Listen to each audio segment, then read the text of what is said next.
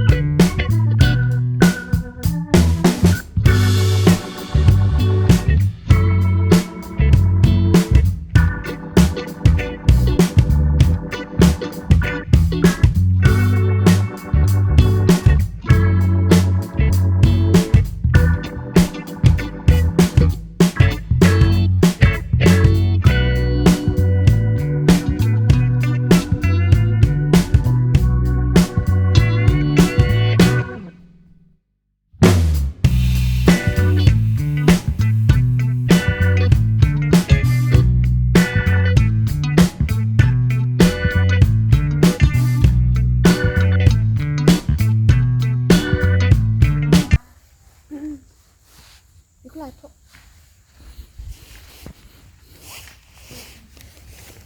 नोंखौ खानो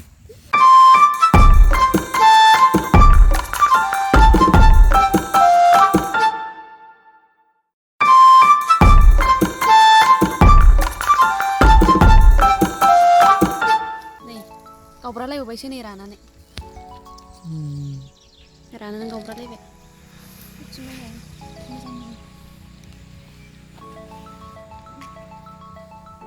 आं गायनाय रा बियो आं गायाखै सोर गायदों नों गायदों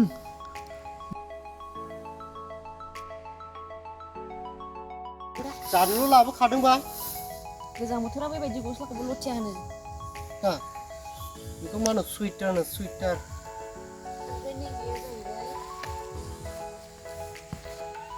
मा दुन्दिया धनिया का पत्ता जों बिदिखौ होनो नाङालाय नै बिदिखौसो होनांगौ बिदिया साबसिन मोदोमो नै बिदि बिलाइ खालामनोसै बिदिया जाबाय बाय बाय दे थांसै स' लोगोफोर दिनैनि भिडिअ'आ बेखिनियानोमोन आरोखि आङो जोंनि बारियावहाय मा मा मैगं दङ बेखौनो नोंथांमोनजोंहाय शेयार खालामनो गोसो जानानै शेयार खालामबाय आरो नै बेखौ दा आङो लाब्रा संनोसै आलु मटर ओमफ्राय बे आरो बोथोरनि मैगंखौहाय गावबा गाव न'नि बारियावनो मोनजायोब्ला जोबोद गोजोननाय मोनो आरो दा गोसोबायदि खानानै जानो हायो बाजाराव लायनांगौबा एखमबा जानो लुगैबाबो मोनजायाना अबेबा मैगंखौहाय ओमफ्राय गावबा गाव बारियाव थाखायोब्ला गोजोननाय मोनो आरो दा बेखिनियानो आरोखि लोगोफोर नोंथांमोनाबो नोंथांमोननि बारियावहाय गोसो बायदि मावनानै जानो हायो बेफोर मैगङाथ' एसेल'नो हासार नांगौ होमबानो गोसो बायदि जायो बावहाय सिगांनि गोबोरखि हासारल'नो दङ सिगांहाय गोबोरखि गारनायनि हासार दाथ' जेबो हासार होआखै आरो जा मोजां बारदों नै गिदिर गिदिरनो जेबो डिस्टार्ब गैया जोंना आलुआ बिदि गिदिर गिदिर थांदों नै बैयो मटर नैबे आलु